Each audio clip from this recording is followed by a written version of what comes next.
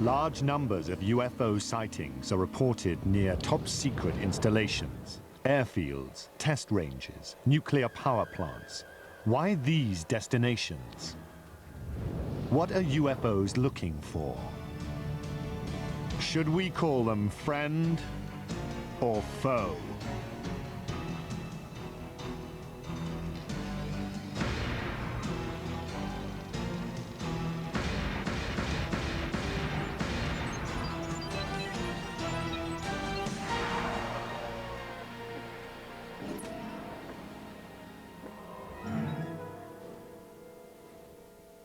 The United States has rarely been attacked in its modern history.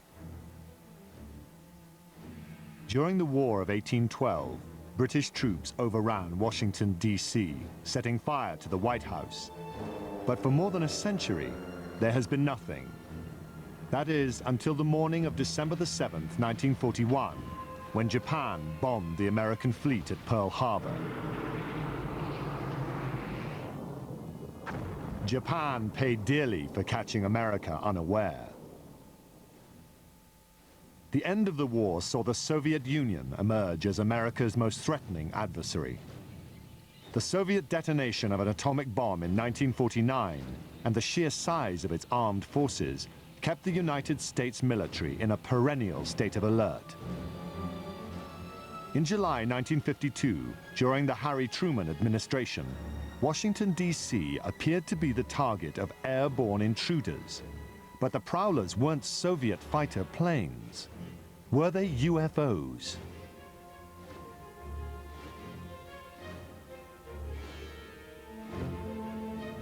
Perhaps the most important sighting of all time was the so-called Washington merry-go-round. On 2 weekends in 1952, July 19 and 20, and July 26 and 27, UFOs were tracked by radar and seen by numerous individuals over Washington, D.C. and its environs. People at Andrews Air Force Base and at Washington National Airport went outside and could actually see objects in the sky that matched positions of blips on the radar scopes. And the net result of it was, for a couple days there, UFOs seemed to have had their way over the skies of Washington. On the third day of the sightings, as operators continued to track the mysterious signals, curiosity turned to panic. The objects were heading towards the prohibited airspace of the Capitol and the White House itself. The Pentagon ordered jets from an airbase in Delaware to intercept the intruders. Al Chop was the Air Force's civilian spokesman on UFO issues. He was called to the radar room at Washington National as the drama unfolded. We were observing about 4 or 5 known flights and about 12 to 14 UFOs. And we saw the flight coming in from Delaware. We could see them on the radar scope, and the moment they came on the scope, all the UFOs disappeared. The fighter planes patrolled the empty skies for some 20 minutes, but there was nothing to intercept. When the jets returned to base, the UFOs reappeared on radar. And then when they came back, after the intercept was left, the fact that they immediately came back on the scope, I was very apprehensive. Again, jets were sent aloft. One pilot reported seeing the UFOs, which he described as blue and white lights. Then he reported that they were closing in. We could also see them on the radar scope, and we could see his return and the unknowns grouping around him. And he said, "They're all around me." And then he said later on, "What shall I do?" Well, what could we tell him? After a few minutes, the UFOs pulled back and then disappeared. The episode stunned the American nation. That sighting has never been adequately explained. Because it happened in Washington, D.C., it alerted everybody right on up to the President of the United States and caused a national press conference by the Chief of Intelligence of the Air Force to try to calm everybody down. we have received and analyzed between 1,000 and 2,000 reports that have come to us from all kinds of sources. Of this great mass of reports, we have, as of date, come to only one firm conclusion, and that is that it does not contain any pattern of purpose or of consistency that we can relate with to any conceivable threat to the United States. General Samford went on to explain that the sightings were merely an atmospheric anomaly, an inversion layer. Radar signals had bounced off this layer and picked up ground images of cars and buildings. Somehow, experienced radar operators at 3 different locations had misidentified them as UFOs. They bought the explanations. It was still standard practice, and it was for many years, to accept whatever the government said about flying saucers, no matter how foolish it was when you looked at it carefully. The people at Washington National Airport and at Andrews were expert radar people and personnel. They'd been there for many, many years and could easily differentiate between ground clutter and true metallic objects. I mean, if they couldn't, they shouldn't have been radar operators. The senior radar air traffic controller at Washington National Airport, Harry Barnes, wrote his own account of the so-called Washington merry-go-round. He describes the objects as making right-angle turns, as hovering, as reversing their course and moving back upon their path. One radar tracked the objects as moving at approximately 7,000 miles per hour. He had never seen objects maneuver like this in his years of being over a radar scope. He didn't know what they were. There were others as well who could not accept the argument that the objects were simply a product of unusual weather conditions. At that time, I was convinced that these things were interplanetary machines of some kind, mainly because of what happened that night in the radar room at Washington National Airport. I'm convinced that those objects were real. We don't know what they are, and we don't know where they come from, but they are there. It's possible that even the military didn't believe its own explanation. No fighters could catch up with these things, and they outmaneuvered the best that the military had to throw at them. Obviously, the people who were in charge of Air Force projects and Air Force intelligence at this time were not idiots. They were very, very smart people, as they are today. And I think they probably thought, once they appeared on Washington, oh my God, this is the holiest of holies. Now they're hovering around the White House and the Capitol. What can we do? Well, the answer turned out to be that they could do absolutely nothing. But it probably had to provoke a whole lot of consternation in the official quarters. I can't believe that they wouldn't have been interested in, at some level, trying to find out what is going on. It's a national defense concern. There was a technical report that said it's the most classified subject in the United States, even more so than the H-bomb. That's going pretty far. That's taking it very seriously. In the decades after the Washington National incident, aerial sightings were reported more frequently and all across the United States. Some were even recorded. Dark 05, 327.1, 327.1. On March the 25th, 1995, 3 crew members on America West Flight 564 saw something unusual in the sky over Bovina, Texas. Cactus 564, go ahead. Yeah, off to our 3 o'clock. Get some strokes out there. Can you tell us what it is? Right now, I don't know what it is right now. It was 10:25 p.m. The aircraft was cruising at 39,000 feet. The crew kept their eyes on a large object with flashing lights visible below them. When they turned west, the object turned too. Recorded here is the actual conversation between the flight's first officer and air traffic control. 564, can you pay that object at all on your radar? Cactus 564, no I don't. And talking to the 3 or 4 guys around here, no one knows what that is. We've never heard about that. But nobody's painting it at all? Okay, Cactus 564, say again. There's nothing on their radars on the other centers at all on that particular area, that object that's up in the air? It's up in the air? Affirmative. No, no one knows anything about it. Eventually, the object moved in front of an active thundercloud. When lightning flashed, the crew got a better look. What's the altitude about? I don't know, probably right around 30,000 or so, and it's, with the strobe, it starts from going counterclockwise, and the length is unbelievable.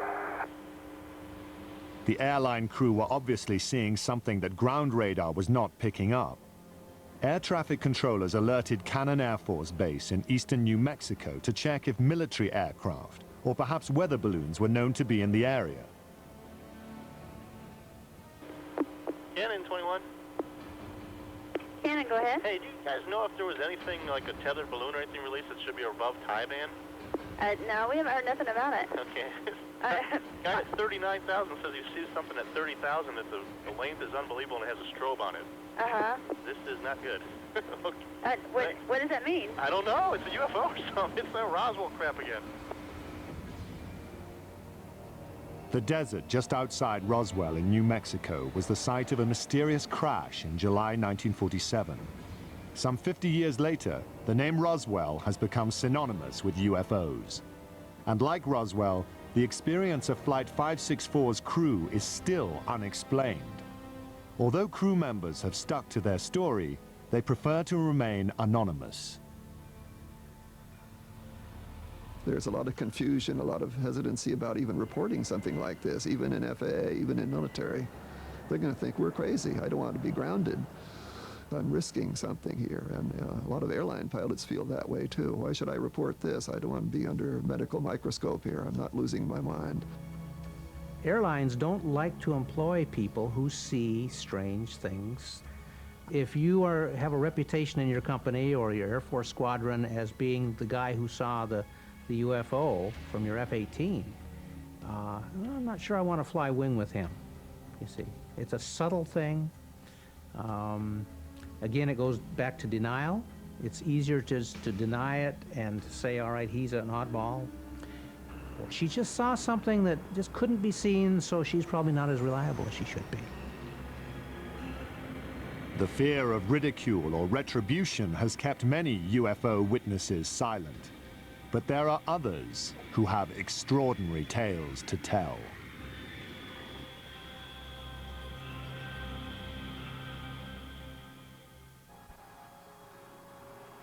Shag Harbor is a small fishing village on the east coast of Canada.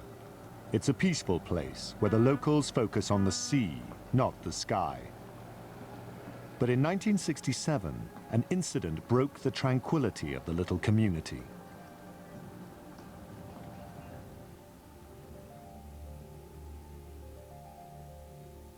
On October the 4th, 2 residents spotted something strange above the tree line. My friend and I were talking as I was driving, and all of a sudden my friend said, look at those lights in the sky. When we first seen them, they looked like they were stopped. Of course, we were driving in the car and we couldn't tell if they were stopped or if they were moving or what they were. And after we lost sight of it and we went around the corner, we gained sight of it for a few more seconds, then we lost sight of it again. I know I was scared when I first got out of the car because I wasn't very long getting into the house, like to get my father and get him to come out and have a look at it. And I was kind of hoping that it would stay there long enough for him to see it, and it did. And I come home and I told my mother about it, and first question, of course, was you drinking? And I said, no, I don't think so. Smith and Kendrick weren't the only ones to see the strange lights. Many of the locals watched as they flickered off and on. Suddenly, the luminous object turned on its side and plummeted into the harbor waters. Eyewitnesses rushed to notify the Royal Canadian Mounted Police. The people who initially arrived on the scene, the civilians who were called in, the RCMP, concerns were for survivors. Most people saw this thing occur from a distance, and It was initially thought that perhaps it was an airplane crash, but what the eyewitnesses saw, or in this case what RCMP officers saw when they arrived on the scene, I mean, there were at least 3 officers on the shoreline that at least saw a pale yellow light moving on the water. They all felt that it was something quite unusual. The officers were not alone in observing the mysterious object. They were surrounded by a small gathering of spectators. And we all seen it, the police seen it, and everybody was, I guess, startled by it, and none of the people that were there had ever seen anything like it before. You know, I know I hadn't. Witnesses stood and stared, mesmerized by the strange light on the water. Then, just as suddenly as it had appeared, the light vanished. A Coast Guard cutter was summoned, but local fishermen already on board their vessels headed for the spot where the light had last been seen. They were looking for survivors, but the only clue that anything had happened that night was a thick layer of an unknown substance. There was a great bubbly foam, and it was yellow, nothing I had ever seen before. You couldn't smell no odor or anything, and we went about probably 3 lengths of the boat, and we ran out of it. And we turned the boat around and came back into it, and we ran out of it again. The foam, like the lights, eventually disappeared. When it was obvious there was no further sign of distress, the search ended for the evening. By the following morning, the RCMP had already made contact with nearby military bases. They were hoping to find a reasonable explanation for what they'd seen. There was none. The story became front-page news. It's a headline story throughout the North American press and beyond. And in that, it was said quite clearly, there were statements made by personnel at Canadian Forces headquarters in Ottawa saying that, yes, indeed, we are searching for the crash of what we believe to be an unidentified flying object. This is one of those rare cases where something indeed real has gone into the water, and it's not an aircraft, and it's not space junk. This was an official statement. The Canadian Armed Forces clearly stated that the object was officially a UFO. But the question of where it went after hitting the water was still a mystery. Canada's Department of National Defence was determined to find out. Military authorities ordered an underwater search. Within hours of the sighting, a Navy diving team was bobbing off the shores of the tiny fishing village, scanning the harbor bottom for debris. Residents were stunned by what was happening in their small town. Those who had been the first to witness the lights were quickly gaining notoriety. Everybody teased me a lot about seeing Martians and all this stuff, but I believe I see something. I did see something, there's no question about that. And what it was, that I don't know, but it was something. It was definitely something. The people of Shag Harbor had no expectations. Roswell, although it occurred in '47, did not become, a story and a case until almost into the '80s, at least until '78. And they weren't influenced by that. Shag Harbor stood alone. Nothing was found during the Navy's 3-day vigil. On the 8th of October, the search was cancelled. Media interest began to wane and life settled back to normal. But researchers now claim there is more to this incident than was originally disclosed. 26 years later, the case was re-examined, and unofficial new information began to emerge. The men from the original Navy diving team were the first to talk. These men are claiming that there was a second operation, and their story has been corroborated by other armed forces personnel, that this UFO did not stay in the Shag Harbor area, but got away under the water and went up the coast and came to rest near Government Point. Now, at Government Point, you have a secret base. In those days, it was an American base on Canadian soil. To have an unidentified craft of any type sitting very near this facility and on some of their detection equipment would be a matter of extreme concern. The Shelbourne military base at Government Point is now closed, but at the time of the sightings, it was a first line of defense against Soviet threats. Here, American forces monitored submarine activity using a sensitive underwater grid.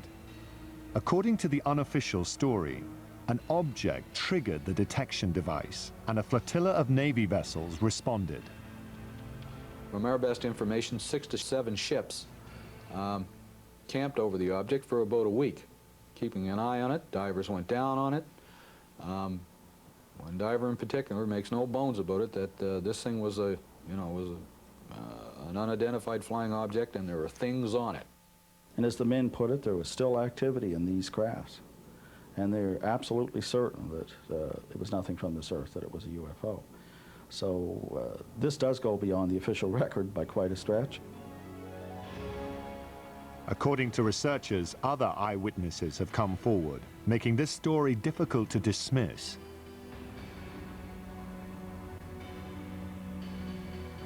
So what evidence do we have of this happening? We have 3 to 4 people that tell us a story that this did happen.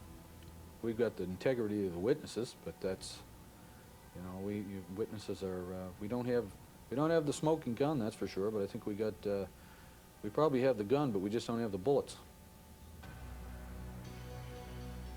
The unofficial story may never have confirmation, but it most certainly is complete. There is a beginning, a middle, and, according to investigators, a surprising end. One of the things I enjoy most about the story is its end, because I suppose you could say, ufologically speaking, it has a happy ending, unlike most of these stories. After these ships sat over this object for a week, the UFOs start moving again while still submerged under the water and move down the coast of Nova Scotia and out into the Gulf of Maine. Once in the Gulf of Maine, they surface and fly away. This was a genuine UFO event. And what does that mean? Yes, it was an unidentified flying object, but beyond that, it means that it's nothing conventional. There are certainly aspects of this that you cannot explain or explain away. In another episode involving a top-secret base, a high-ranking officer did come forward and sound the alarm when UFOs penetrated secure military airspace. Weather balloons, swamp gas, a flock of birds, the planet Venus. These are some of the UFO explanations proposed by the military over the years. Some of the most unusual UFO episodes have been reported by military personnel.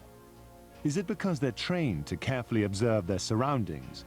Or is there something on military bases particularly of interest to UFOs? Of all these accounts, few compare with the experience of 2 of the world's most technologically advanced countries, the United States and Great Britain. This was Bentwaters Air Force Base, 140 miles north of London. The Rendlesham Forest stands just outside the base. Bentwaters is now abandoned, but before the collapse of the Soviet Union, it was a hub of top-secret activity. Bentwaters was a joint base, shared by both the United States Air Force and the Royal Air Force. It was also a place that played host to some of the strangest sightings ever reported. I think the Bentwaters case is sort of a mainline, hardcore UFO case because it involves intelligent, educated people who are used to dealing with high technology. They're guarding it and securing it on their own base. They know aviation, they know weaponry. With security police who are trained to be good observers, they have to write all kinds of reports and defend what they say. And these people were puzzled, totally baffled by what they observed. During the Cold War, Bent Waters was the largest tactical fighter wing of the free world.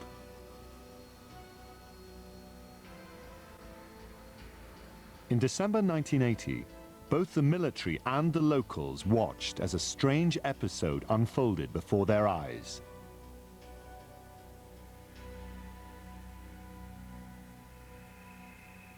It was a cool, clear winter night when suddenly unfamiliar bright lights were spotted in the sky.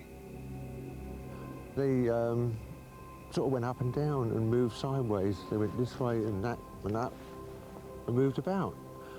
And this was fascinating. So I opened the front door and walked out into my front yard and to get a better view. And so my house was right at the end of the runway. So I stood there looking at them and I thought, there can't be airplanes because they'd landed in the forest. Suspicious activity around the base was always closely monitored. That night, neighbors knew that they were not the only ones to experience the unusual episode. I stood there for a few minutes to see what anything else would happen, and I could hear the commotion on the base. The wind was in that direction. I could hear people shouting, calling, and vehicles start up, and I wondered what the commotion was. 3 military patrolmen had also reported unfamiliar lights shining from within the forest. They requested and received permission to investigate beyond the base perimeter. As required, the 3 military police officers filed the report of their observations. I went in to collect the police blotters, the activity from the previous day and previous night, and the desk started laughing when I walked in. And I knew something interesting happened. And he told me by name the 3 individuals and said they were out in the woods chasing UFOs all night, and laughed, as though he didn't believe it. The sighting became the talk of the base, and although it was a source of amusement at first, the incident was taken somewhat more seriously as the hours ticked by. There was concern in the powers to be, so to speak, on the base, not so much from the incident that occurred, but the ramifications and the distraction, I guess is the best way to put it. Because a lot of those security policemen were guarding some very, very important materials and had a very, very responsible job. In order to get the base back to normal, the military dispatched a team of their own police to investigate, hoping to find a reasonable explanation for the strange lights. But what they found only heightened concerns. The next day, several of the police went out to the area and did find indentations on the ground, and they called the British PCs, the British police, who came out and wrote it off as hens nesting and rabbits burrowing. The interesting thing is there were 3 depressions which were equal distance apart, and they were all the same diameter, and the ground had been depressed the same depth. Quite interesting. The story did not end there. 2 nights later, the object returned. An American military team responded, setting out towards the forest. This time, investigators brought a Geiger counter to check for radiation, plus cameras and a tape recorder. What follows is the actual recording of Colonel Holt as he encountered the mysterious object near Bent Waters Air Base. I saw a yellow tinge in it too. Weird. It appears to be maybe moving a little bit this way. Yes, it's better than it has been. So, it's coming this way. It is definitely coming this way. Pieces of it are shooting off. There is no doubt about it. This is weird. Suddenly the object, the red object, started dripping like molten metal, just like coming out of a crucible. It dripped for, I would say, several minutes and suddenly exploded. There was no sound, just a poof, and broke into multiple white objects, and they all disappeared. Well, we were very puzzled at that time. We really didn't know what to think. In the forest, the military squad detected some unusually high radiation levels, but they found no other evidence to explain this situation. The team also observed a stunning display of lights in the northern sky. The dazzling lights were just a prelude to the stunning object that appeared in the southern sky. Suddenly the object to the south approached at very high speed, stopped, I would say a quarter, half mile above us, I can't really tell for sure, and sent down some type of a beam that fell right at our feet. It wasn't like an ordinary light that fans out. This came down straight like a laser beam. Illuminated the ground, a small circle, 8, 10, 12 inches in diameter, probably for about, I'd say, 10 seconds. Well, I was very concerned then. Are we getting a signal? Are we getting a warning? Or was this some type of a weapon that hadn't gotten us yet? Just as suddenly as it appeared, it clicked, disappeared. 3 hours later, the UFOs were gone, and mass confusion had taken their place. We were sure nobody would believe this, and I say we were all thinking, wow, how are we going to cover this up? You know, what are we going to tell people? We can't tell the British. We can't go back and tell our bosses. They'll think we've all been out here in the woods drinking or something, which wasn't true, but there was great concern. At the risk of ruining his reputation, Colonel Holt reported the incident to a superior officer the next day. He then turned in his audio cassette from the night before. After a staff meeting, the officer asked Colonel Holt to discuss the matter with the British liaison. The liaison was out of town, so Holt wrote a memo. I wrote a memo which has become somewhat public, I guess, and kind of cleaned it up a little bit and abbreviated what happened. Later in the night, a red, sun-like light was seen through the trees. It moved about and pulsed. At one point, it appeared to throw off glowing particles, and then broke into 5 separate white objects, and they disappeared. I expected a phone call or somebody to drop around to see me real soon. Nothing happened, and nothing happened. You know, days turned into weeks, and I kept asking, well, you know, is there any interest? And finally, it just became a non-issue.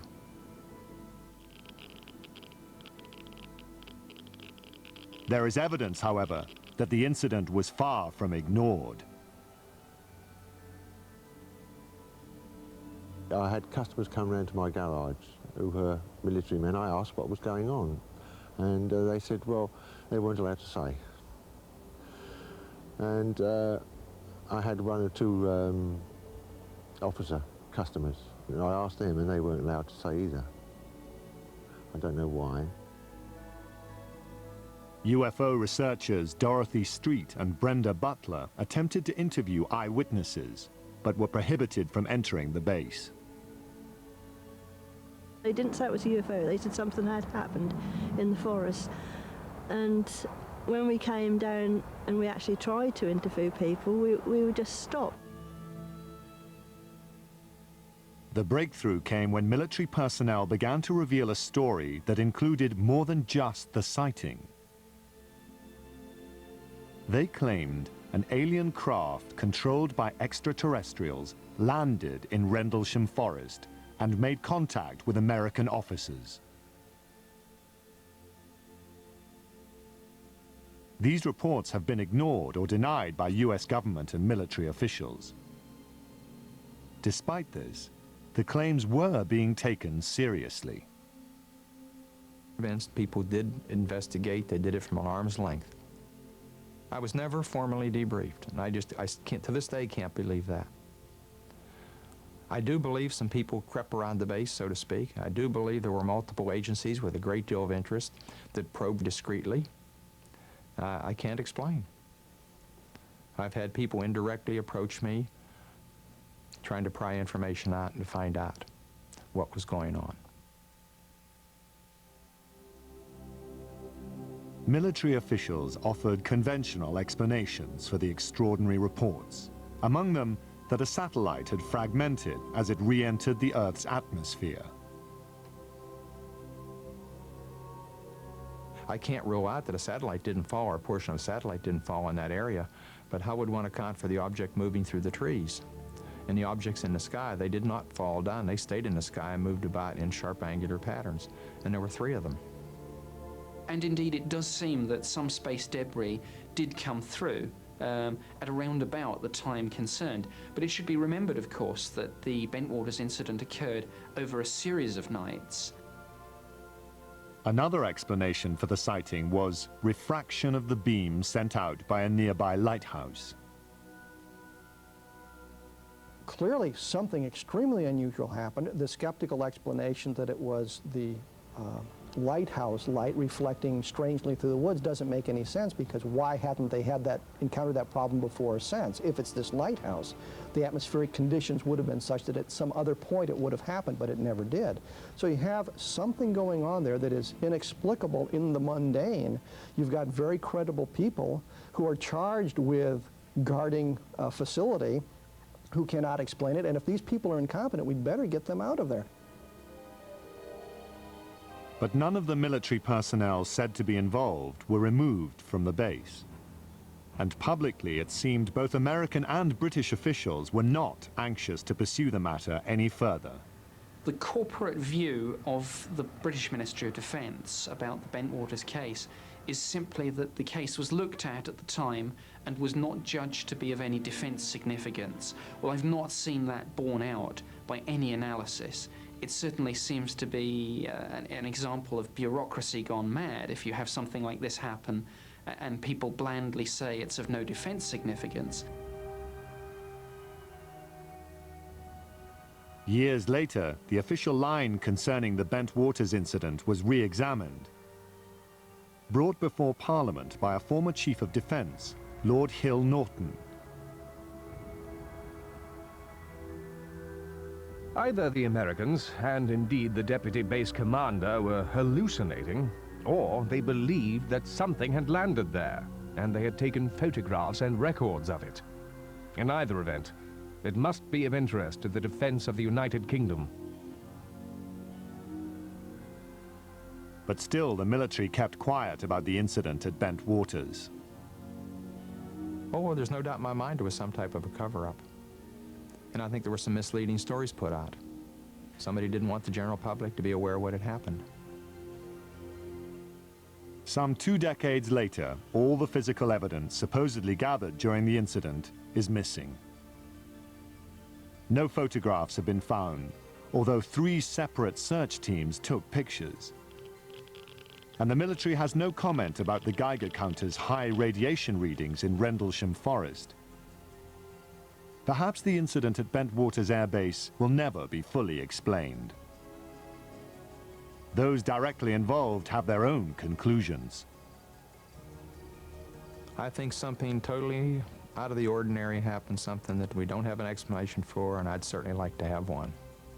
Have we been visited? Perhaps. There certainly was some type of intelligent control over what we saw. I don't think there were little green men on board or whatever, and I really can't explain it. I'm firmly convinced there was some type of intelligent control. The inexplicable event at Bentwaters is just one of a long list of sightings that seem to warrant an in-depth and impartial investigation. Some of the most credible of these reports point to UFO penetration of sensitive defense installations. But there is one place on Earth where military authorities are said to have actually examined alien spacecraft. The forbidden American air base known as Area 51. The peculiar events of Roswell in July 1947 set a precedent for the manner in which the US government handles the issue of unidentified flying objects. The more officials denied the existence of UFOs, the more it appeared they had something to hide. In the 50s, there was the belief that the US Air Force had proof of some sort that these were alien spaceships and was covering it up to prevent panic. That, in fact, the government not only knows about flying saucers, but is in cahoots with the aliens, that there is a technology exchange going on. In the years immediately after Roswell, the US Army Air Force designed and tested a number of saucer-like craft, but none were especially flight-worthy. In recent decades, however, suspicion that the US government was test flying captured alien spacecraft has begun to surface again. Attention focused on an ancient dry lakebed deep in the Nevada desert, in the heart of the Nellis Air Force Range. It's a top-secret test site known as Area 51. There's a new body of folklore growing up around UFOs, and this is associated with Area 51, which is part of the Nevada test site. And the story is that flying saucer technology is being tested and flown in extraordinarily advanced aircraft that are being developed there. There doesn't seem to be any question that there are extraordinarily advanced aircraft being test flown there, and this has been going on for some years. Area 51 was the development site used for the F-117 stealth fighter. U.S.-operated MiGs have flown from that area. These are extraordinary vehicles, and if you had seen, say, an F-117 in flight before it had been publicized, you would not have known what to make of it. It would have been a UFO in a very real sense, an unidentified flying object. The stealth fighter is a kind of aircraft which few in the 1970s could have imagined even existed. Its foreboding and alien appearance could easily have been mistaken for something extraterrestrial. What's really interesting is that as long ago as 1947, people were reporting the boomerang-shaped UFO, which now looks very much like what is being flown as part of the stealth technology. It is interesting that certain kinds of aircraft that undeniably exist look very much like what people reported as UFOs for many years.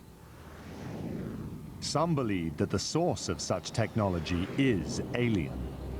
If it is, many trace the source back to Roswell in 1947 and the alleged government cover-up of the spacecraft that crashed there. The sensational UFO stories associated with Area 51 have made this remote site a mecca for the curious. Visitors to this spot are monitored from the restricted airspace above and by ground vibration sensors that detect their unwelcome approach. The surrounding mountaintops hold other devices that scan for any movement below.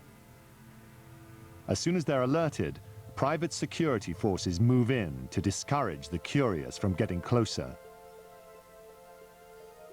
For those who defy these measures, there is one last chilling warning. Deadly force is authorized. Persistent rumors about alien technology prompted the investigative arm of the American Congress to reopen the Roswell case in 1994. The General Accounting Office searched for all records related to the events of 1947 and issued a new report on their findings.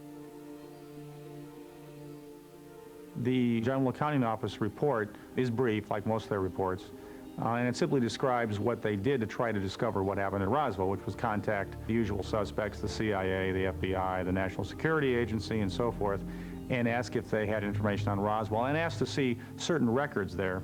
But essentially, they couldn't find any documents on Roswell at all, period. In fact, they revealed that every document relating to Roswell had been destroyed, illegally. But even in their absence, these missing papers suggest there may be something to the story. When you really look carefully at the phenomenon, there's no question that some UFOs are alien spacecraft, that some government officials have known this since 1947, and this is the biggest story of the millennium. Also, I think we need a new generation of journalists who will give this story the attention it deserves. If we spent 1/10 the effort that was spent on Monica Lewinsky on getting to the truth about flying saucers, we all know what was going on in 6 months. Who was responsible for destroying the Roswell papers? No one has ever been named. With each passing year, answers seem more and more remote. Perhaps we have to accept that the truth may never be discovered, and we will never know what else, if anything, has been hidden.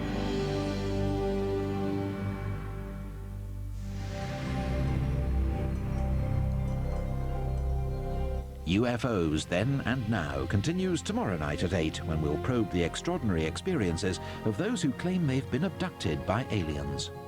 Following in a moment, another small piece of history.